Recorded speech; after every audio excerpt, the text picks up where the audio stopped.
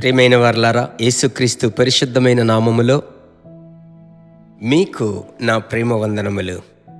ఈ మార్చి నెల 25వ తేదీ ఉదయం మిమ్మల్ని కలుసుకోవడం నాకు గొప్ప సంతోషం. నిజంగా చెప్తున్నాను. ఆత్మలు ప్రభువులోనికి రావాలి, ప్రభు చేత కుటుంబములు ఆశీర్వదింపబడాలి, కుటుంబములు కట్టబడాలి. అదే ఆశ నాకు.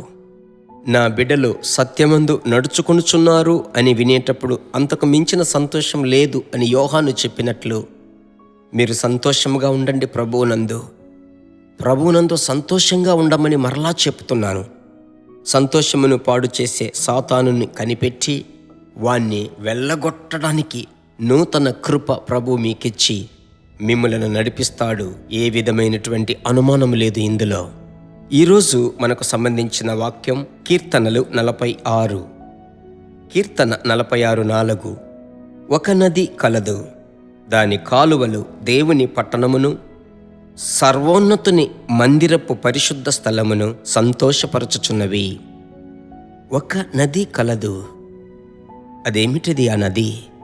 నా ప్రియ సహోదరులారా, నది అనబడిన మాట సాధారణముగా వాగు అని తమిళములో అర్థం, ఆంగ్లంలో రివర్ అంటారు. అయితే దేవుని యొక్క వాక్యములో ఈ నదికి ఏమి మరి గుర్తొస్తుందంటే, ప్రభు అయినటువంటి యేసుక్రీస్తు తన నోరు తెరిచి చెప్పినటువంటి మాట. యోహాను 7వ అధ్యాయము 38వ వచనమును మీరు చదివి చూడండి. దేవుని బిడ్డలారా, వాక్యము చక్కగా చెప్తుంది. యోహాను 7:38లో మనం చదువుకుంటున్నాం. ఏమని చదువుతున్నాం? జీవ నదులు ప్రవహించును, నా యందు విశ్వాసముంచు వాడెవడో వాని కడుపులో నుండి జీవ జల నదులు పారును. అది 38. అలాగైతే ఆ నదులు అని యేసయ్య చెప్తున్నాడు. దేనిని మనసులో ఉంచుకొని చెప్తున్నాడు? 39 చూడండి. తన యందు విశ్వాసముంచువారు పొందబోవు ఆత్మను గూర్చి ఆయన ఈ మాట చెప్పాడు. అంటే పరిశుద్ధాత్మ యొక్క అభిషేకం ఉంది కదా, మీరు పొందుకున్నారు పరిశుద్ధాత్మ అభిషేకం. అది నదికి సాదృశ్యము, నదికి పోలిక అయ్యున్నది. అలాగైతే ఈ నది ఒక భయంకరమైన కరువు కాలంలో వాగులన్నీ ఎండిపోయి అది అరణ్యముగా ఎండిన ఎడారిగా ఉన్నప్పుడు ఒక గొప్ప వర్షం, ఒక వారమంతా ఆ యొక్క వర్షము కురిసి వరదలు ఆ వాగులన్నీ విస్తారముగా ప్రవహించేటప్పుడు ఆ గ్రామములు పట్టణములు ఎలాగుంటాయి? కొంచెం ఊహించుకొనండి. అది పచ్చదనముగా మారుతాయి. ఒక సంతోషం వస్తుంది, రైతులందరికీ మహదానందం కదా. అలాగైతే పరిశుద్ధాత్మ అను నది అది ప్రవాహముగా ప్రవహించేటప్పుడు హృదయంలో ఎంత సంతోషం తెలుసా? దీనిని తెలుసుకున్న సాతానుడు మిమ్మలను ప్రార్థించటానికి వదలడు, బైబిలు చదవడానికి వదలడం లేదు, ఏకాంతముగా దేవునితో సహవాసము చేయడానికి అనుమతించడం లేదు అనేది నేను ఆత్మలో ప్రేరేపింపబడి చెప్తున్నాను. అందువలన మీరు కావాలంటే ప్రాక్టీస్ చేయండి. తట్టుకోలేనిటువంటి వేదన మధ్య నిజంగా ప్రార్థించలేం.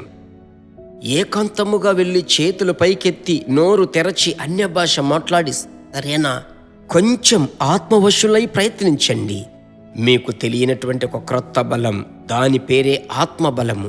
అలాగైతే ఆ మనసులో సంతోషపు అభిషేకం ఆత్మలో నింపబడి ప్రార్థించేటప్పుడు మీకు దొరుకుతుంది.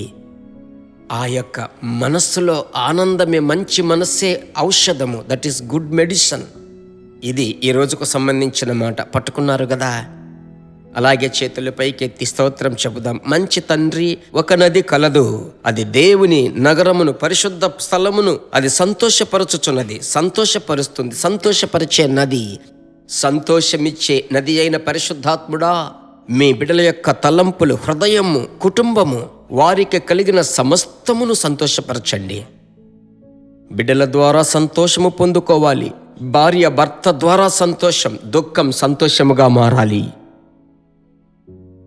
యేసు నామములో ప్రార్థిస్తున్నాను తండ్రి, ఆమెన్.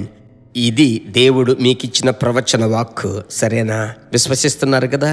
వెంటనే అనేకులకు షేర్ చేయండి. ఈ లింక్ షేర్ చేసి 1 నిమిషం ప్రార్థించండి. ఎవరెవరికి నేను షేర్ చేశానో ప్రభువా, వారిలోనికి సంతోషం దయచేయండి. సరేనా? మరలా కలుసుకుందాం. God bless you. మైన దేవుని బిడ్డలారా, ఈ వర్తమానము మీకు మిక్కిలి ఆశీర్వాదకరముగా ఉందని మేము నమ్ముచున్నాము. ఇంకనూ మా వర్తమానములను విని ప్రభువులు ఆశీర్వదింపబడుటకు జీసస్ మీట్స్ మినిస్ట్రీస్ అను మా యూట్యూబ్ ఛానల్ ను సబ్స్క్రైబ్ చేయండి. మరియు మా ప్రార్థన సహాయముకై మీరు సంప్రదించవలసిన మా ఫోన్ నెంబర్ 9842528236 మరియు 7299546363. Email gpsrobinson@hotmail.com. ప్రభు మిమ్మును ఆశీర్వదించునుగాక.